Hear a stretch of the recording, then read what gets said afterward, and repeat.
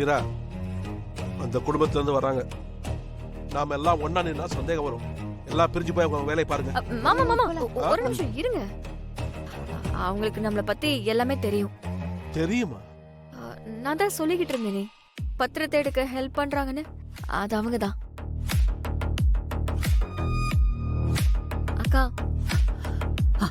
வாங்க.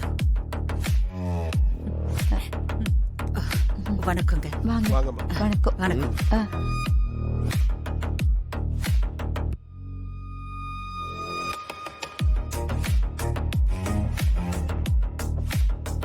அக்கா, இவங்க எல்லாருமே ஒரே குடும்பம் தான்.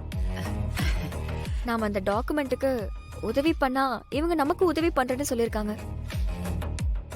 நமக்கு மேல படைச்ச கடவுள் இருக்கான். இந்த நிமிஷம் அவங்க எல்லாரையும் சந்திக்க வச்சது அவனா தான் இருக்கும். இல்லைங்கய்யா, வாழ்க்கையில அவநம்பிக்கையை மட்டுமே பார்த்து வாழ்ந்த எங்களுக்கு உதவி பண்றதுக்காக தான் அந்த கடவுள் உங்களை அனுப்பி வச்சிருக்காரு. ஏன்னா எங்க வாழ்க்கை அப்படி. ஜெயில் கைதிங்களுக்கு கூட ஜெயிலுக்குள்ள பேசுறதுக்காவது உரிமை இருக்கும். எங்களுக்கு அது கூட கிடையாது. இந்த நிமிஷம் உங்ககிட்ட பேசிட்டு இருக்கிறத எங்க வீட்டுல யாராவது பார்த்தாங்கன்னு வச்சுக்கோங்க, எங்க நிலைமை அவ்வளவுதான், ரொம்ப மோசமா போயிடும். என்ன சொல்றீங்க? பொம்பளைங்க வெளியில யார்கிட்டயுமே பேசக்கூடாதா? ஆமாங்க, அப்படி பேசினா வெளி உலகத்தை யாராவது எங்களுக்கு கத்து கொடுத்துருவாங்கல்ல. அப்படி கத்து கொடுத்துட்டா நாங்க அவங்களுக்கு எதிராக திரும்பிடுவோம்ல. அதனாலதான் அவங்க உங்களை மிரட்டுறதுக்கு பேர் அதிகாரம் இல்ல, அவங்களுக்கு அவங்க மேல இருக்க பயம். இப்போ பூட்டின வீட்டோட பூட்டு பூட்டிருச்சான்னு செக் பண்ணுவாங்கல்ல, அந்த மாதிரி ஆளுங்க அவங்க. இப்படிப்பட்ட ஆளுங்களெல்லாம் திருத்தவே முடியாதுங்க.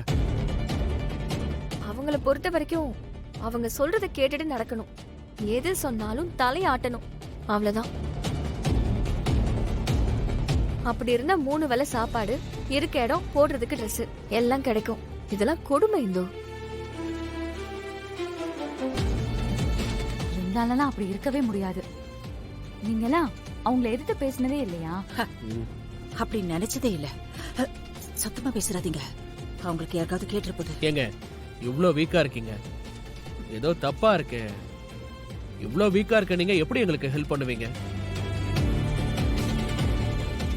இப்ப அந்த டாக்குமெண்ட் கருணா கையில இருக்கு, அவன்கிட்ட இருந்து எடுத்து தர முடியுமா உங்களால?